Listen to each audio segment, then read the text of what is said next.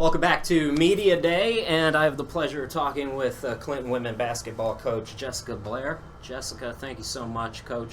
Really appreciate you giving us some of your time here. Thank you for having me. Okay, so you have a couple different hats like we talked about.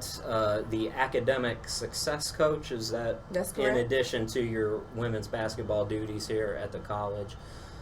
I am so curious about what education is like in COVID, and I'm really curious to get somebody's perspective on this. Are we getting the same? And this is not just Clinton. This is high schools. This is everywhere. Just your opinion on this. Are we getting the same kind of education that we were before with online classes? Do you think?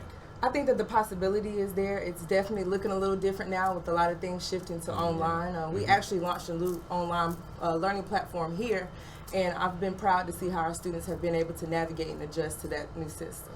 And I know a lot of my friends who have started out working and then kind of did the online thing to get a degree so they can move on up a little bit. But I'm just kind of curious. I know it's a good thing typically for colleges that they're able to increase enrollment and things like that with online learning, right? Absolutely, and it's just brought a different level of convenience also. Right, yeah, and everybody can be safe who needs to be safe too. Exactly.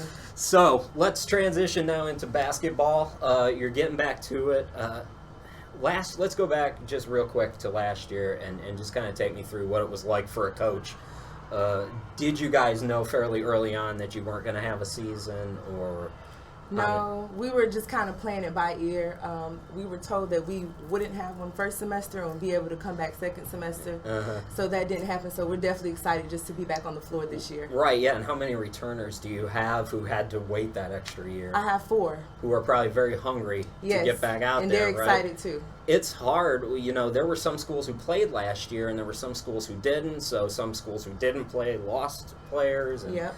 And things like that, and you don't blame the players. You know, who they wanted to play, they went elsewhere, and that's fine. But for those kids who stuck it out, and I'm very thankful of them, for sticking it out. So how did you keep those few engaged last year? The typical ways, you know, phone calls. I sent notes to them. We in a group chat. We send videos back and forth. So just tried to stay connected to them. Yeah, that's good. That's great. All right, let's put 2020 behind us. All right. Take us through what you're looking for the team this year. It'll be interesting to see. A lot of my team is new. I have some transfers coming in. So outside of the court, they've done a tremendous job of gelling and, you know, being personable and being friends towards each other. So I'm just hoping that transitions to the floor. Yeah, it's still fairly early in that process, I would imagine. It is, but this is the first time I've ever seen them really click as far as they have outside of the court. So I'm excited to see what that'll look like on the floor. Now, this is year 5 for you, correct? Yes. And you were here when Clinton was still a junior college. Correct. Just kind of talk us through that transition and what that's been like for recruiting for you. Great question. The main thing that I've kind of noticed that I have to focus on is just preparing myself and preparing my players to play against more experienced players. You know, with junior college, you're dealing with freshmen, more sophomores. Now you're getting into the juniors and the seniors. So just making sure that they're prepared and I'm prepared to coach against more experienced players.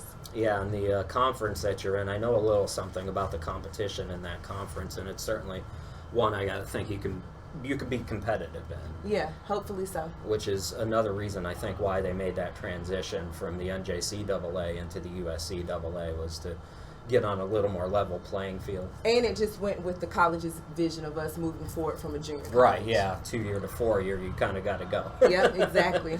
Coach, I'm going to let you go. You have anything else you want to let the fans know or anything like that? Nope, I'm looking forward to the upcoming season. She was nervous. Look how good she did. She was so nervous. Thank you, I appreciate that. But if I could say, we play my alma mater on November the 1st, Morris College. And I am looking forward to that game, and I'm looking forward to, I'm a Charlotte native, so I always look forward to our game against Johnson & Wales in Charlotte. A lot of friends and family have the opportunity to come out to that game. So and Charlotte's not that far. They can come see you here too, right? Jump, skip, and a hop. Coach, thank you.